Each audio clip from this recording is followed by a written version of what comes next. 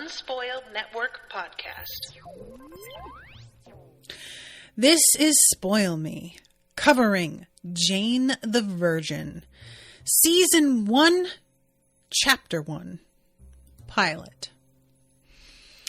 In this episode, we get to meet Jane and her delightful family. And Jane's life is actually headed in a pretty solid direction before she gets completely derailed by a doctor who has also sadly been quite derailed. Welcome to Spoil Me.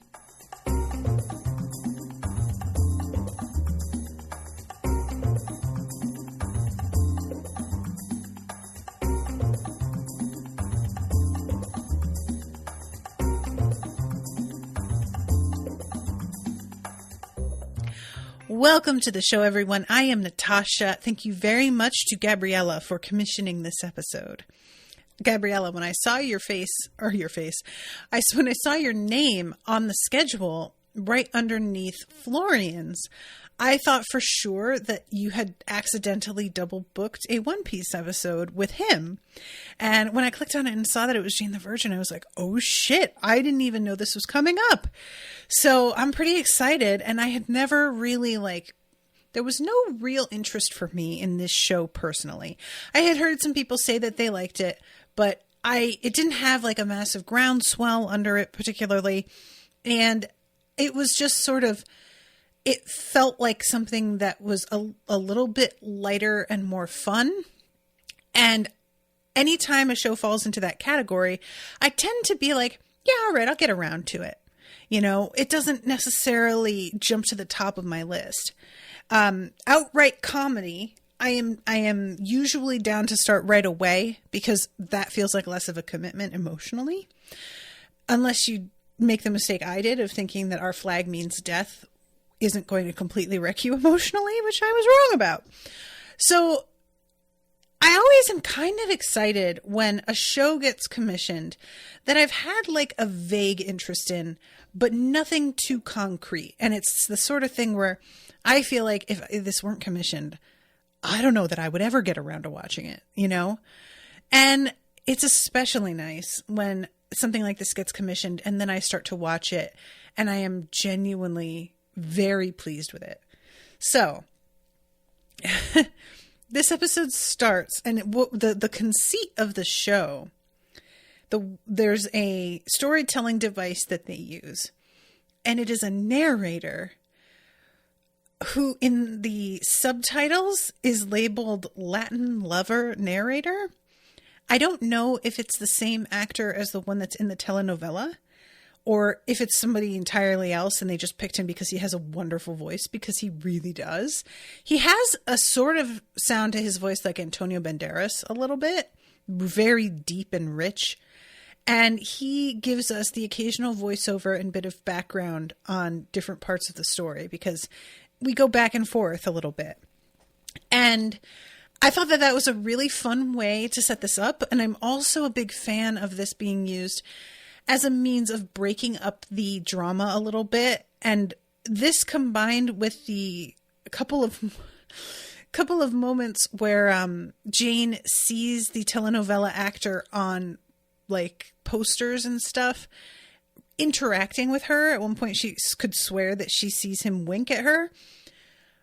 I really enjoyed those little bits of unreality. What do they call that? Magical realism, I think. So I am already enjoying the tone that the show is setting. And then I got very excited at the fact that Jane, I knew that she was a Latina character, but I didn't know that there was such a focus on her heritage in the show. So a lot of the show is spoken in Spanish. And this is just the kind of thing that always comes as a welcome surprise to me, because I don't see this sort of representation in mainstream stuff very often. And it's also interesting to me as somebody who is like, I am in a place where I feel like I can say I am Latina technically.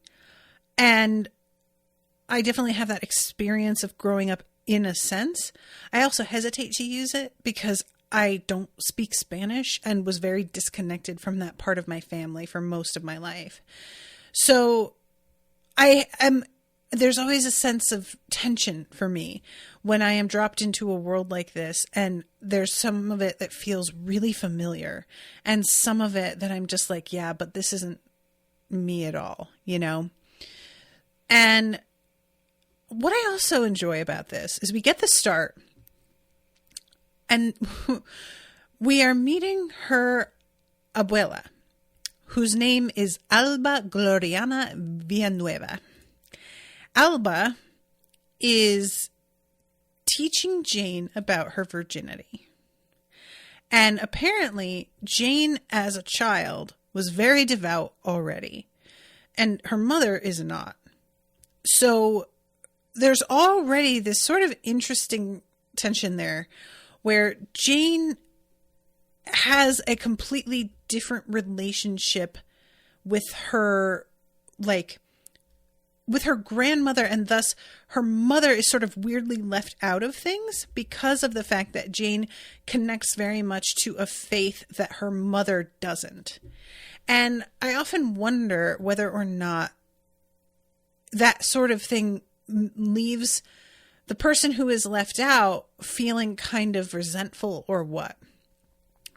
All this to say, I am really interested in what the show is doing by having Jane be religious and yet managing to balance that with the concept of breaking faith with God in sin, and the way that so often, I think it's obviously she's coded as Catholic, and I don't know if it's explicitly said, but I'm taking it as Catholicism.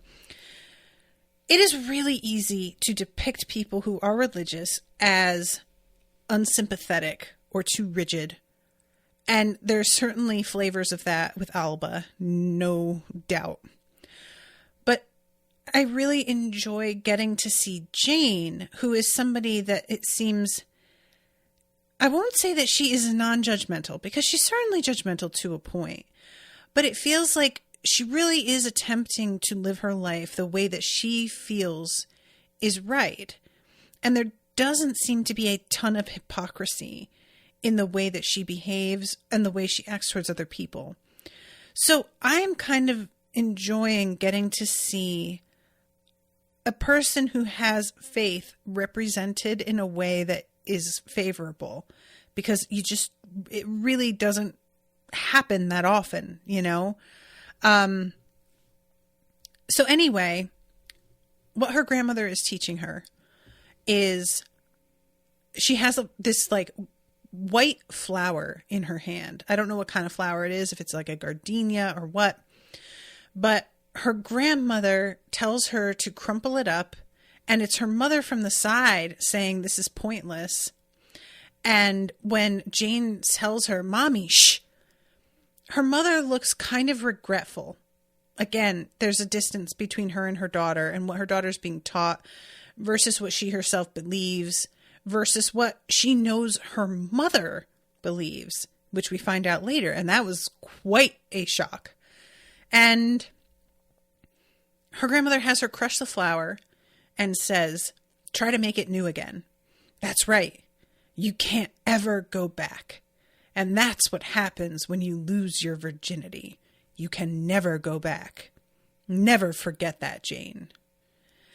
And so we go to the present, and Jane has like kept that flower, and it's literally pinned to a board that she has framed above her bed, which that has got to be a very effective means of keeping yourself from breaking your vow, is like having that memento in plain sight in your bedroom. That, like, as much as it feels sort of weirdly morbid to me, I see the utility of it, and I kind of admire it. And it also weirdly does work as a decoration just on its own. Like, not what I would pick, but I see it. You know what I'm saying? So anyway, she is on her bed making out with her boyfriend, soon to be fiance. And they are really in it. And we see her looking at the flower over his shoulder. And as they're making out, a petal falls off the flower. And that sort of causes her this like panicked moment where she shoves him off her. And his name is Michael, I think. And we cut from her shoving him off her and saying, no, we should really stop, to the two of them making out on like the front step as he is ready to leave. And it turns out he is going to be a detective. Now, I'm really trying hard to be open-minded here, because when she holds up his badge, I'll tell you what, kids. My immediate reaction was just, girl, no. Dump him. No. Get away. Bounce. Leave. But I'm going to try and restrain myself. And there's just a real chemistry between the two of them. I appreciate this a lot, because God knows there are so many things where people are cast who do not have chemistry together, but they're cast because they are each hot. And one would think two hot people, it would always work, and it just doesn't. But the two of them, I really feel it between them. You know, I feel the attraction between them. I feel the affection between them. So that pleased me a lot. And we have her go into the living room, and apparently there is a telenovela that is about to start, The Passions of Santos. And she is super excited about it, because it's like a tradition now with her and her grandmother to watch it. And her mother is like into it, but as we find out, there are definitely reasons for that. And Jane says something about how telenovelas have ruined romance for her. And we have this really goofy moment of this guy in an ascot telling this woman that they were meant to be together and kissing her. And it's like, guys, I don't know how to say this, but this might be one of the worst on-screen kisses I've ever seen. And I can't tell if that's on purpose. Like they're trying to make the telenovela itself look kind of unappealing, or if it is just an accident of the take that they used, or what. It is not good. This woman who is kissing him, he is like really going for it in a way that she isn't. And they like pull away and look at the sunset, and he does so with this very exaggerated body movement that the actress with him on screen doesn't imitate. It really feels like we're watching a take in which the actor who is playing whatever his name is, I can't remember, The Passions of Santos. So is he Santos? Is that what it is? It feels like the actor playing Santos is told to go way over the top and be outright goofy with the way he's playing his role in a soap opera here. And the woman was not given the same direction, and she's playing it a lot more straight. And I'm going to keep an eye on how the rest of the, like, because I assume we're going to be seeing him pop up in scenes on television here and there throughout. I'm going to be really interested to see if he is always playing it up more than the other person in the scene, and try and decide whether or not that's purposeful or if it's just sort of the way it wound up by accident. Anyway, so a little way from where Jane lives, we then go to Rafael Solano, hotel owner, playboy. Playboy is crossed out, and it now says trapped husband. And there is a woman here behind him, a blonde woman. And she is like coming to encourage him, because this is sort of a big moment this night where they're doing an opening, I guess, for the hotel. And it's very clear that there is not a lot between them anymore. You just get that right away.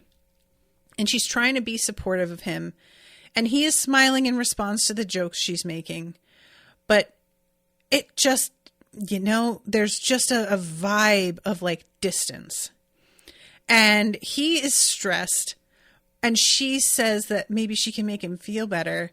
And we see her just like drop down to her knees.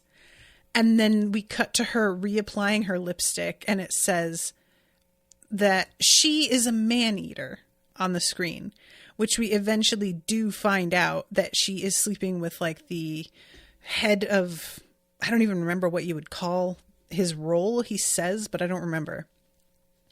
And forgive me, guys, again, this is like the very first episode. And so it will be a little while before I have everybody's names down.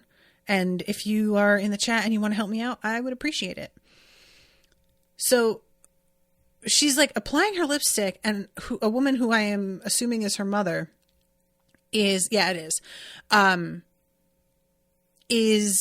telling her that she's getting desperate and her husband doesn't love her anymore.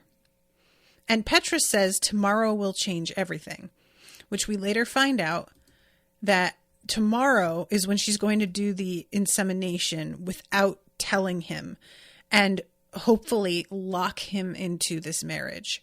And it's interesting because she's saying tomorrow will change everything as if that insemination has a much higher success rate than we later find out it has. And apparently here, when she's saying like, I haven't decided whether, her mother just says, oh, you will.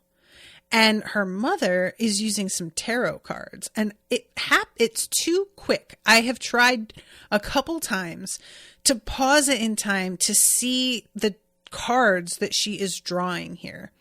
And it is too fast. I can't tell. So let's see. I'm trying to see now. The names are sort of blurred and I can't quite tell.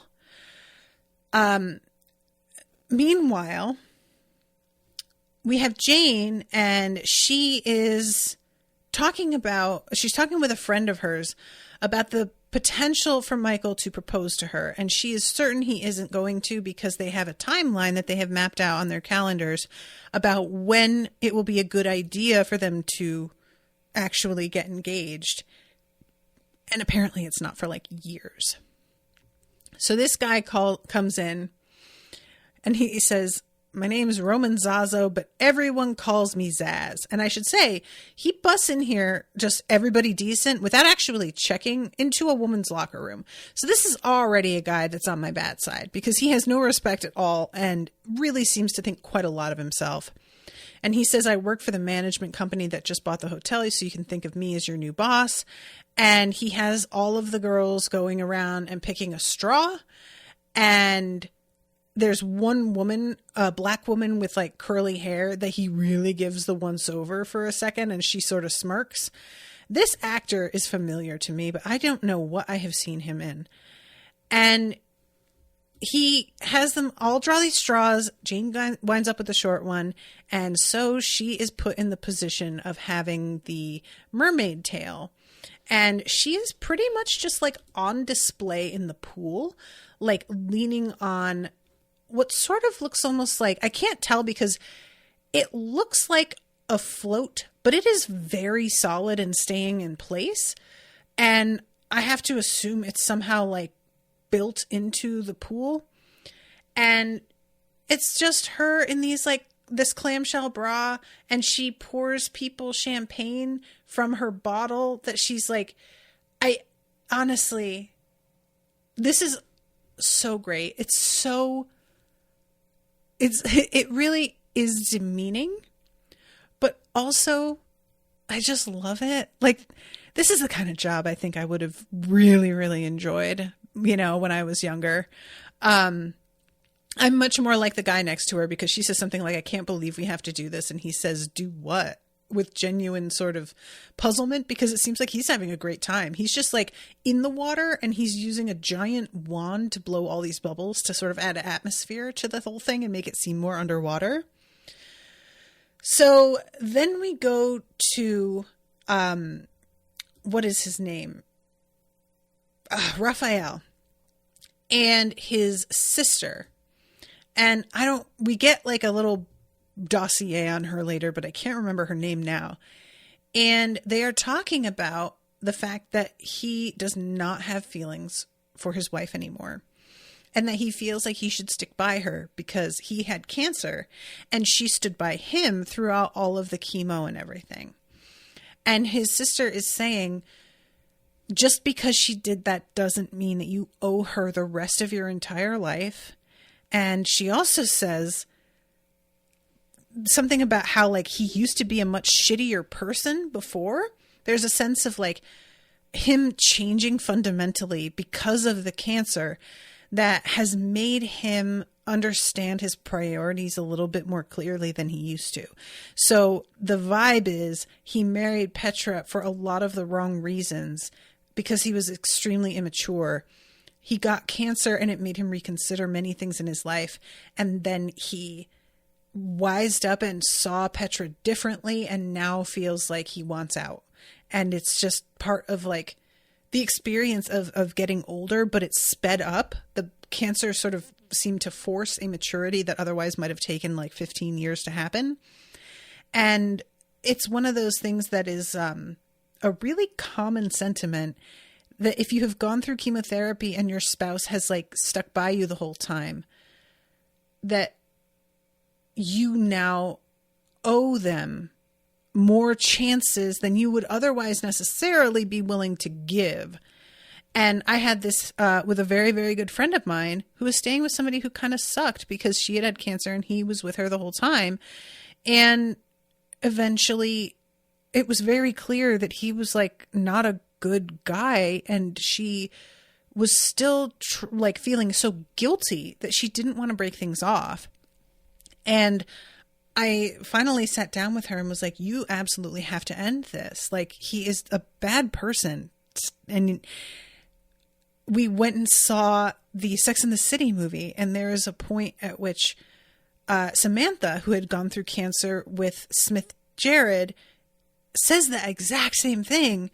And somebody says, if you're comparing staying with your boyfriend to cancer, don't you feel like that says a lot about the situation? And I could tell that my friend just kind of lost it in the theater at that point. Like it felt like it was a message directly to her regarding a conversation we had had like literally a half hour earlier. So anyway, this is not uncommon, but what is sort of uncommon is that everybody is really surprised that Petra stuck around. And, there are a couple mentions of the fact that like we thought that she would take off, especially the manager later says, I thought she'd bolt. And it's sort of, it's fucked up, but it is kind of funny. In the real world, women are the ones who stand by their partners when they get sick, and men are the ones who tend to leave. So it being placed as a surprise to everybody that she was going to bolt is a little bit, I'm not sure if this is intentional or not, but it feels like it's supposed to be a lot more damning of her as a person. And because again, if you guys ever go, if you really want to get depressed, go and look at the rates of divorce related to terminal illness when the woman is ill versus the rates of divorce when the man is ill. And there are many, many nurses out there who have talked about this in certain spaces and said that the rate of men leaving their wives after they no longer can get service out of them because their wives are out of commission and can't do the things that they normally do. And they are taken so for granted that when they can no longer perform their function, the men find that they are no longer invested in the relationship because it turns out it was a lot more transactional than they ever wanted to admit. And these nurses say that when a woman who is married gets a really bad prognosis, they also mentally prepare to cope with this woman going through a divorce because it happens so frequently that it's kind of part of the process and the expectation, which is super sad. So anyway, men are trash. What else? So Petra is listening to this entire conversation, and he tells his sister, go home to your wife, and we see later how that goes. Meanwhile, this dude, Raphael, is being directed to Jane to get a refill on his champagne, and she spots him, and as she lays eyes on him, rolls backward off of the little float into the water and winds up shimmying extremely awkwardly to the bar with her friend. And we find out that she had had a crush on this guy, and way back they had had a kiss moment. And we find out what it was. And honestly, when people talk about like a magical kiss, it can feel extremely trite, but we see the scene between the two of them. And to be perfectly honest, that was kind of a magical kiss. Like, they were talking about real shit. They were talking about their goals and desires in life. And he was asking her what she would do if she were brave versus what she would like wants to do if she's talking about practicality.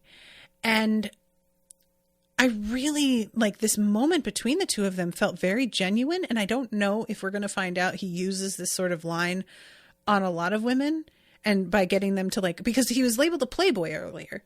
So this might be part of his fucking spiel, because guys do, I shouldn't even say guys, people who are serial daters often have kind of a script that they go by in the beginning. And that's not even necessarily like something I'm frowning on. It's a good way a lot of the time to cut to the chase and see whether a person is worth your time or not. But obviously with him, I think it mostly comes down to who he wanted to sleep with, especially based on the way his sister's talking about who he was before.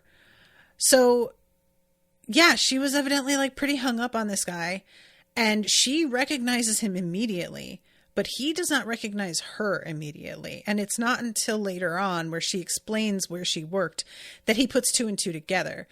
But it's like he has a moment where he thinks she looks familiar, but he can't place her. And so obviously he remembers her face enough, but she does not stand out in his mind so much that he immediately gets it, which I think is probably a product of all the women that he is hooked up with. And when she says something about how she's not normally, because he's like, I think I know you from somewhere. And she says, I'm not normally wearing clamshells. He then says that, oh, so that strip club on whatever street. And she just says, jerk.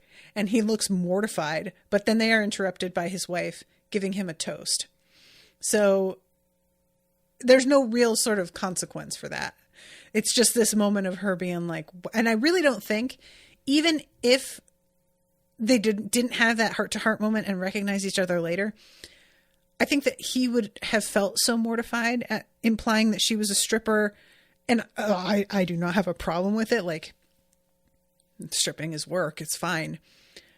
But obviously in this context, especially given her religious background, we are meant to take it that she sees it as an insult.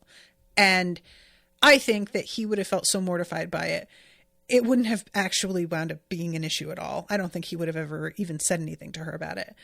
But anyway, this is when we see, Louisa, Dr. Louisa Alver, Raphael's sister, married. And then there's an asterisk in some states.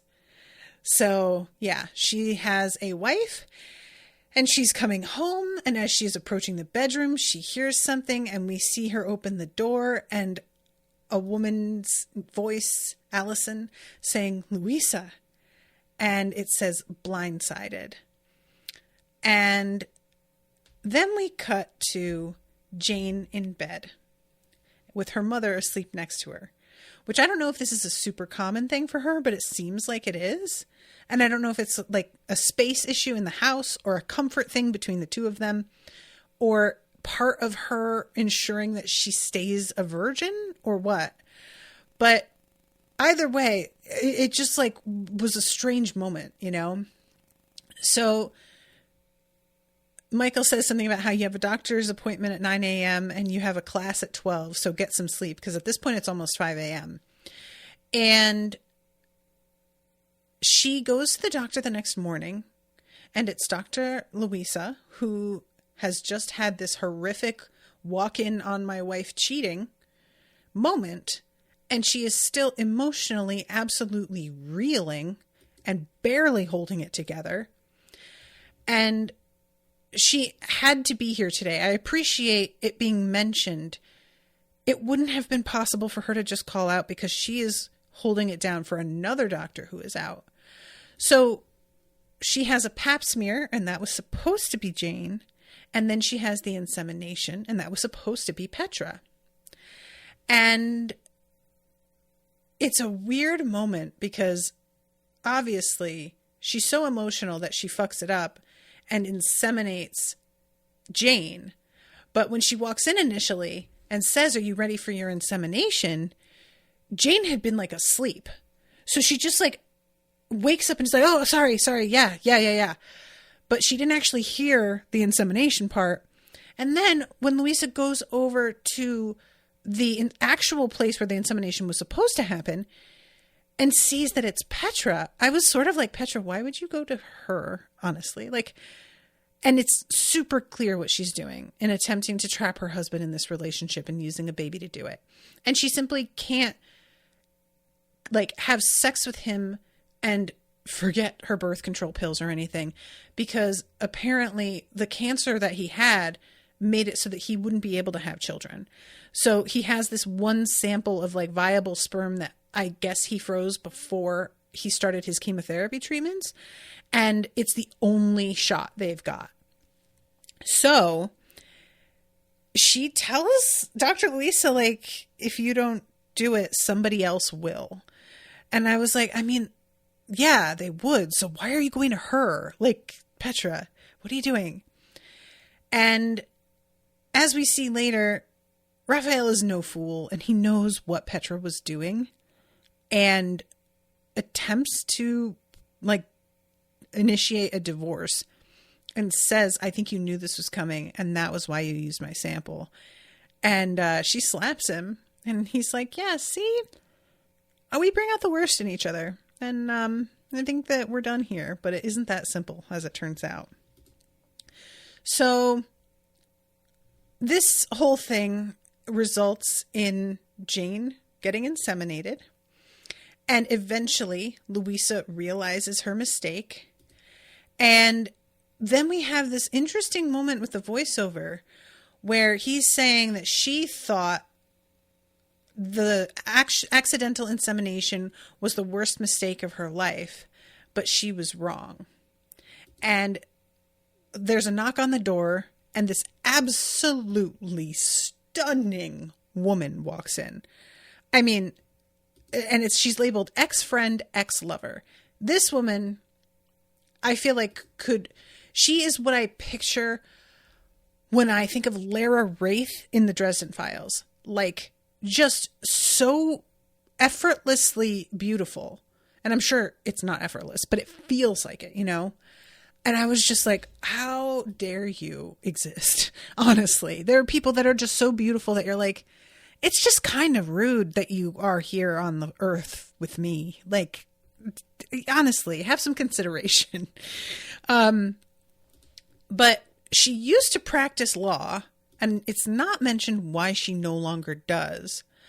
But Louise is asking her what to do, and her advice is, if there's only a 20% chance that this is going to take, don't say anything. Probably she will never need to know. And if it's the only sample that he had, that sucks, but there's no way to get it back. And also low key, like, she doesn't say this, but I was thinking it's better that there's only one, because that way Petra can't try this again, you know? Anyway, I'm really interested in why it seems like this isn't the worst mistake. It seems like the implication is that her, like, calling her ex was the big mistake. But as of right now, I don't know why that is. So I'm interested to see whether or not the advice she got to keep quiet on it is going to turn out to have some lasting repercussions or something. But yeah, overall, this entire thing is very messy.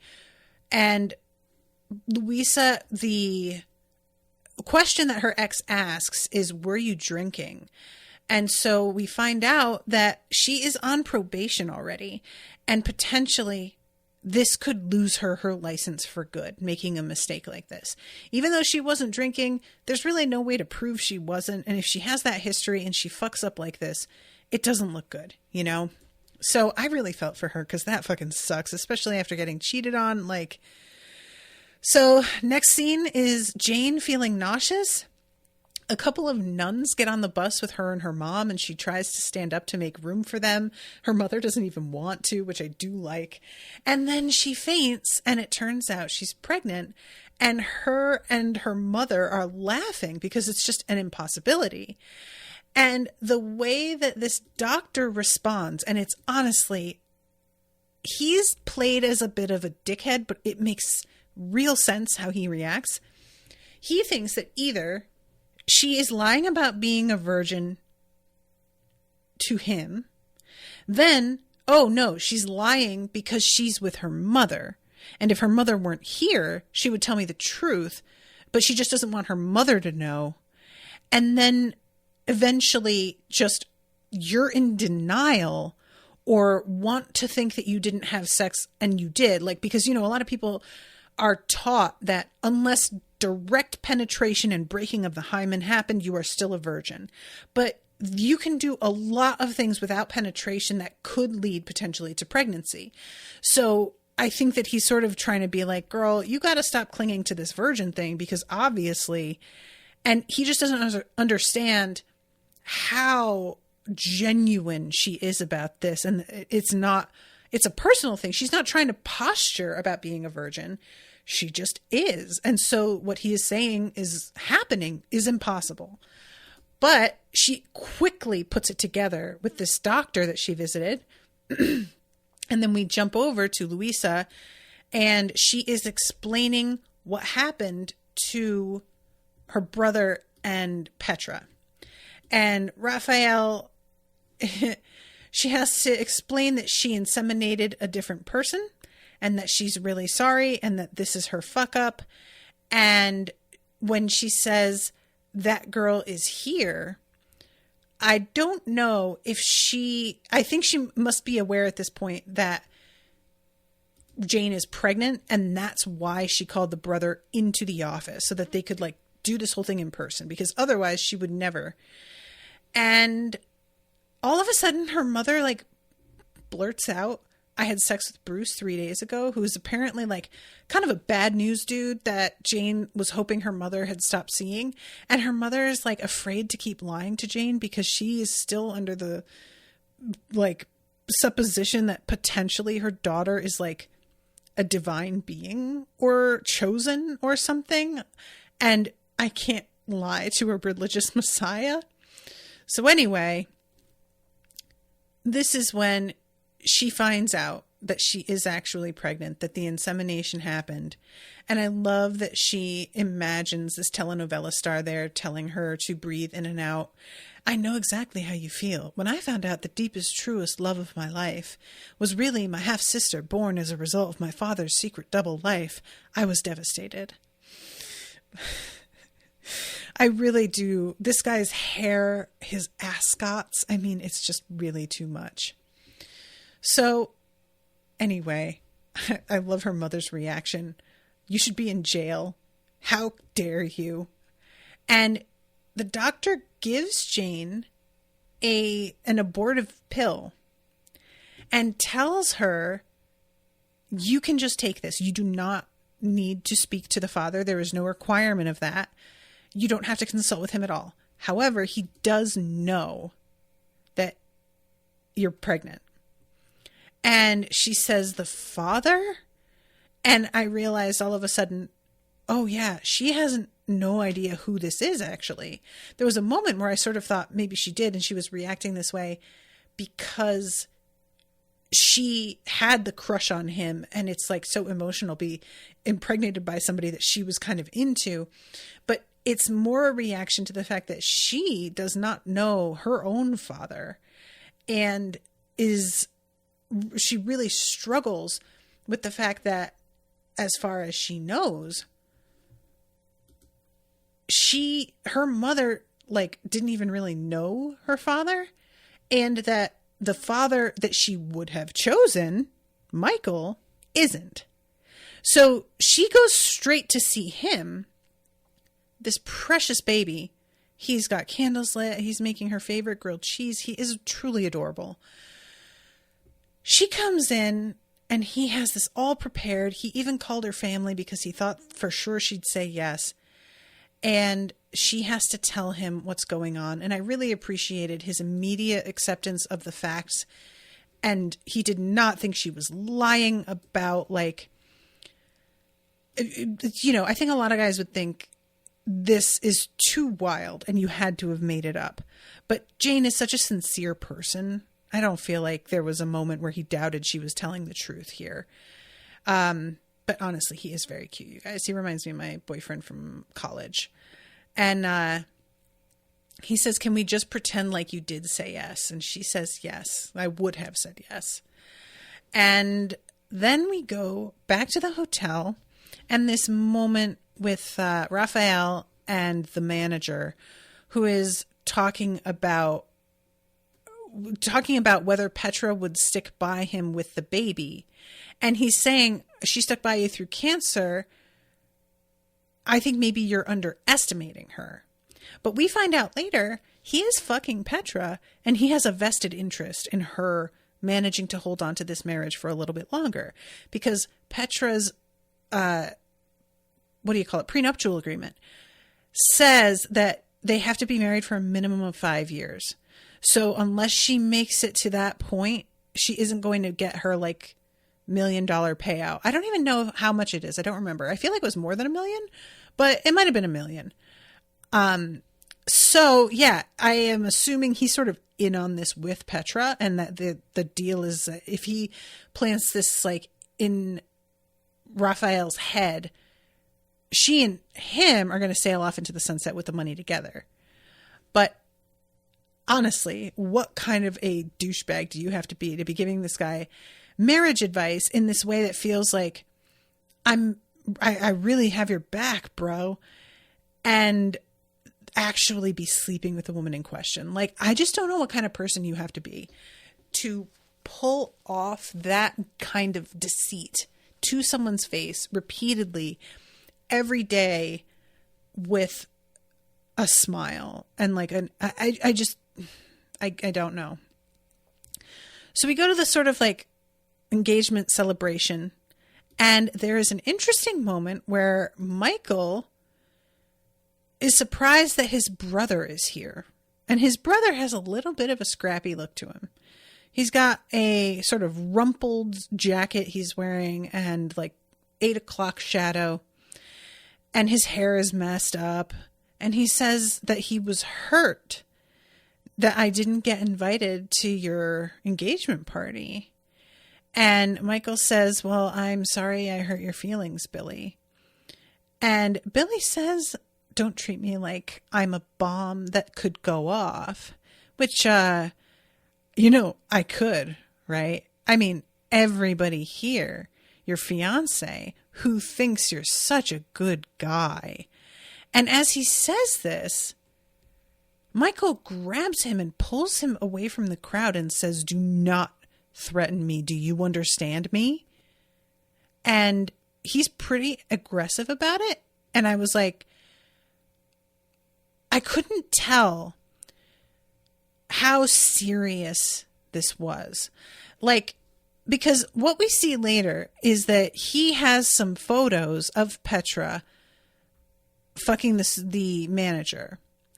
And I don't know if the insinuation here is she thinks you're just a detective, but you also do like sordid, dirty work, or if there's something more going, because like there is a moment where a team from like, I don't know if it's the FBI, but they're keeping track of this whole relationship. And so it doesn't feel like it's just the sordid thing. It feels like it's part of a genuine sting.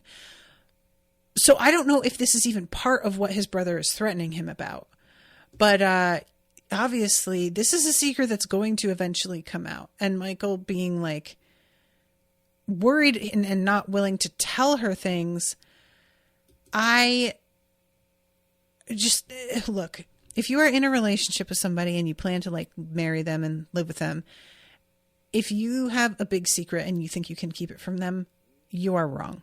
It is going to come out. It always does. It doesn't like, it just always does. So you don't go into shit with this energy, but we'll see what it is. It might be something that isn't even that big a deal, but anyway, this is when we find out about the fact that Xiomara, is that how you say her name?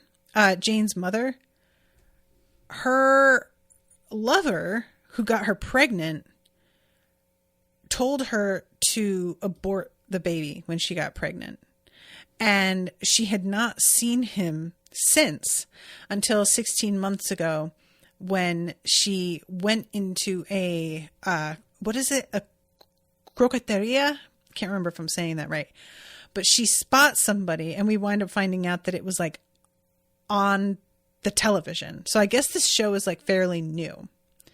And we have right after that a conversation between her and Jane where basically what Jane expresses, and it's really understandable, but as we find out, it's not quite true. Jane feels that her mother got pregnant because she was irresponsible, and that was the consequence. But Jane has done everything right, and she has still wound up in this impossible position, and it's not fair because she did what she was supposed to do, because she didn't want to end up in the same position as her mother. And she asks her mother, would you still have had me if Abuela didn't make you? And her mother doesn't answer and simply says, I'm glad I had you. And it really makes it sound like, no, I wouldn't have chosen to, but I don't regret the choice I made. But as we find out, she was the one who wouldn't abort when her mother wanted her to. And she has decided not to tell Jane that her abuela recommended abortion because not only just the personal aspect of feeling like maybe you weren't wanted by your grandmother who you love and trust, but also it would sully the Catholicism and the purity of the way she sees her grandmother. And there is something very like beautiful and selfless about her being willing to let her daughter think this of her, and in order to preserve the relationship that she has with her grandmother. Like, I'm not sure it was the right call, but I understand it, you know? So this is when we have the meetup between Jane and Raphael. And they finally have it out about the way that they met and the magical kiss that they had. And he says, oh, and then I never called. I'm sorry. And when he says that, he makes eye contact and sustains it and seems genuinely sincere. And you can see that it means a lot to her to have gotten, and this is, you know, like, when you have something like this happen, and it has happened so long ago, most of you has given up on the concept of closure for it. However, you can't help but think about it. You know, if somebody meant this much to you, and as granted, it was the one kiss and they never saw, but there was really a connection, and you can see that. That's the kind of thing that every few weeks, probably, you think about it and you're like, God, what a douchebag. And so all this time later to run into him and get a genuine apology that feels like he truly understands what a dick he was and really genuinely regrets it. That is not the kind of closure you get usually. So there's just a sense from Jane of truly being grateful for that. And she explains that she isn't ready to be a mom. And when he says we'd take it, she says, and then what? I live the rest of my life knowing that my kid is just out there. I have a plan and I wanted to be ready. And I'm just not. This whole scenario is just, and she's like, I know that that's selfish, but I get this, you know, I am somebody who also works according to a plan a lot of the time. And when she says, I was an accident and I know my mom loves me, but I also know that in some ways I derailed her life and I don't want my kid to feel like that. And finding out her mother chose her really changes things later on, you know? And I appreciate that he doesn't press the issue with her. Right here, he immediately is like, yeah, that makes sense. I get it. But when he gets on the phone with Petra, she says, you didn't drop the cancer card, which he is genuinely like, what the fuck? And she's like, yeah, telling her this is your last chance to have a biological child, because she's very mercenary. Petra is not a good person. So the idea of manipulating and guilting somebody into carrying a child that they don't want, that's no problem for her at all. And she's starting to get really angry, and the manager sits up next to her and tells her to be cool because she's starting to lose her temper a little bit. And so she has to like manage things. Oh, $10 million she's going to get, it says. Good Lord. Yeah. Okay. That's a pretty piece of change. That is a lot of money. Goddamn. So he tells Petra not to say anything and sort of is like, I mean it. Like you can tell if he were to hear that she said something, that would probably mean the end of things. So what she does is calls up his sister and tells her, if you make a call to Jane on our behalf, I won't tell the board about this little mishap, and therefore you won't lose your license. Which, wow, that is cold-blooded. We cut to then the scene of her abuela who found the abortion pills and thinks that she had sex. And finally, Jane manages to like explain to her, because she doesn't even know how to say artificially inseminate in Spanish, apparently. And when her abuela, like, I was worried she was never going to believe her, but she does eventually. And then she says, when your mother came home at 16 and told me she was pregnant, she takes a deep breath and says, I told her to have an abortion. And she said, no, thank God. And I carry that shame in my heart every day, because now you have become the best part of my life. And this will be the best part of your life too. And honestly, this was super moving. Like the whole question of people saying, don't have an abortion because if one day your child will be the best part of your life, is an argument I do not believe in and do not agree with, and think is generally sort of wishful and not necessarily how the scenario gets played out in the psychology of the child. Like a parent could say, I don't regret it, I'm so glad I have you. But that does not mean that that child was taken care of well, or given the chances that they deserve, or just generally brought up with the same love and devotion as a child that was genuinely wanted to begin with. That said, because of the context here and how Jane has gone around feeling her whole life, finding this out, not only that her grandmother isn't perfect and that she failed in her faith, so she thinks, sort of helps turn her grandmother into a more rounded, real person. And the fact that her mother was determined to keep her means that she was important immediately. And her mother didn't I mean, it's not to say that Jane didn't derail her mother's life, but her mother chose that. It was not a pressure. You know, she wanted it and actually cut off the father of her child because he didn't want to be part of his daughter's life. So, yeah, this is just a beautiful moment. And then we have a scene where Michael comes to Jane. And honestly, as hard as this was, I really felt like I admired him saying this, which is just, I don't want you to have this baby. I just can't bear the idea of us starting our lives with you having another man's child. And yeah, you know, I'm not mad at him for this at all. Like, I would certainly have judged him if he decided to completely bail on the relationship, but I can't be mad at him telling her very honestly how he feels. And I would feel the exact same way. Like, you know, it's just a really awful thing emotionally to cope with and know like there's nobody to really be blamed for this except the doctor who had gone through her own horrific thing that night. And even so, blaming them doesn't change anything. It doesn't undo what's done.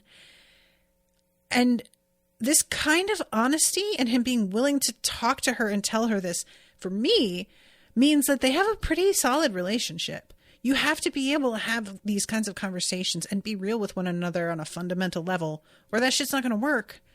So even though it was rough to watch, I really appreciated that he did it and was really straight with her about it. So then we go to, because there's a moment where her mother like gives a card to this guy and is like, come to my gig tonight. And she, it turns out, is like a performer.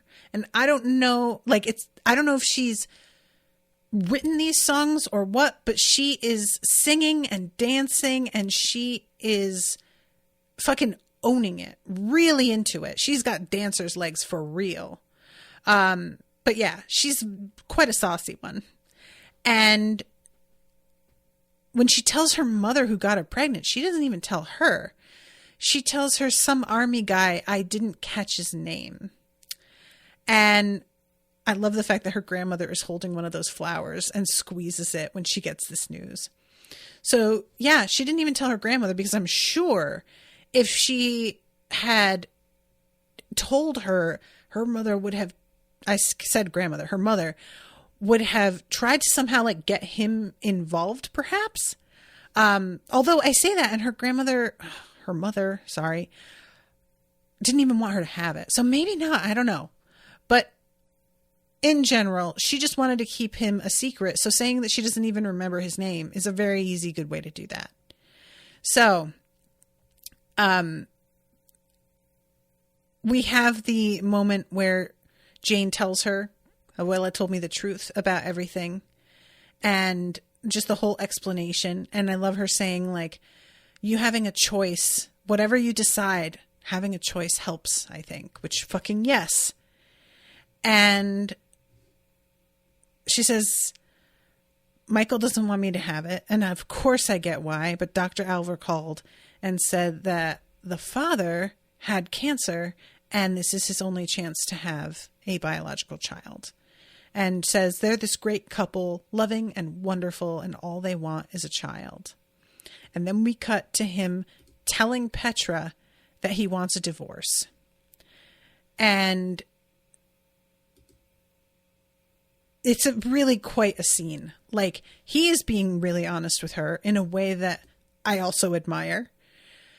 I think you knew this was coming. You know, well, that's why I didn't do it a year ago. And this is the reason why you used my sample. And that's when she slaps him. And he just sort of is like, yeah, see? I just really appreciate how she really proved his point. And she realizes that by slapping him, she's revealed something. Because she had this manager telling her to cool it, keeping her temper in check. But she's obviously not really that person and has been attempting to go along to get along just to get this payout. So by sort of losing it and slapping him the way she does here, this is a real revelation of her feelings on things that I feel might have been her showing her hand a little bit more than she intended to. Because she has a look on her face when he says we bring out the worst in each other, where it feels like she's going, oh, shit. So let's say, oh, Zazo. That's right. They call me Zaz. I keep forgetting. Okay. But the dudes across from his room at this hotel are, watching him and listening to him say, one of the guys says, he had some girl come in there. She took off. Zazo's the contact. I'm positive. And I have no idea what that means here in this context. Like, but the person who says Zazo's the contact is Michael. So again, I don't know how much this is like, I don't have any idea. I don't even have a theory here. So this is when we go to the bar and see the moment where her mother's getting ready to leave and is told somebody is here to see her, and she thinks it's that guy Bruce who she's trying to avoid. And a voice says it's not Bruce. And there he is, teenage boyfriend, huge telenovela star. And I don't think we get his name here, but she contacted him, I think she says 16 weeks ago, months ago. I think it might be months. And she is asking him what took so long, because he is saying, you kept her a secret all these years. And she's like, yeah, 16 months ago, what took you so long? And he sort of pauses. We don't get an answer in this episode, but oh, okay. So when they say that he had a girl in here earlier, the pictures that they took are of Zaz with Petra, and Michael is leafing through these photos, but doesn't know Petra is Raphael's wife because he hasn't met her yet. So that's really going to be complicated. Okay. Wow. I was watching it with the like sort of idea that he knew who she was and was realizing the like hugeness of this. But no, of course he doesn't know who she is. I don't think that even Jane knows, right? She only met Raphael. So she doesn't know what Petra looks like either. So even if she saw these pictures, she wouldn't put together what the significance was at all. So anyway, he's looking at these, and here comes Jane, dressed adorably in this yellow dress with a flower in her hair, and all the guys are like hooting and hollering at her. And she comes in and proposes and tells him all of the reasons that she doesn't love him, which is great. And she says, I am having the baby. We're giving it to the father. Him and his wife really, really want it, and they are a great couple. And we go to Petra, victorious, telling him, yes, she said she wants it to grow up in a happy home with where parents want it. And Raphael is just really torn. You can see all over his face. He doesn't know what to do. And Petra says, so I thought best under the circumstances, it was best not to mention our previous conversation. Again, victorious. She is trying her damnedest not to just outright smirk, and it's only kind of working. So Jane finishes proposing to Michael, and he says, yeah, okay, I'm okay with that. And she tries to kneel to finish the proposal, but doesn't. And they just kiss, and it's honestly the sweetest thing, you guys. I am so delighted for the two of them. It was a really sweet scene. And I don't know if it's going to last, if there's a long time to go yet and a lot for her to go through pregnant, where all kinds of things can change. But it's a real moment. And when he like puts his hand in her hair and knocks the flower out of her hair onto the floor, it ends with the narrator saying, "And then everything changed." And that is the end of the episode. So yeah, this was a really, really good pilot. Like, I really enjoyed this. I felt like I got a really good sense of who the characters were. I got very invested very quickly. And I really like Jane a lot as a person. And the whole situation has been set up to be juicy enough that, especially with the sort of lampshading the scenario with the telenovela involved within the narrative, it all hangs together in such a way that it's like very dramatic, but also the funniness of it is certainly not being ignored. So I'm really looking forward to the next episode. And I'm actually looking to see now when the next one is. December 22nd, the 29th. And it looks like those are the only two that are booked so far, unless there are more that just haven't been added to the schedule. But yeah, if you're listening to this and you want me to continue coverage and you are able to fund an episode, it's unspoiledpodcast.com/spoilme, I think is the easy way to get to the booking page. And that way I can keep this going. And I really hope I can, because it just made a very good impression right away. All right. I will see you guys soon with a new one. And until then, toodaloo, motherfuckers.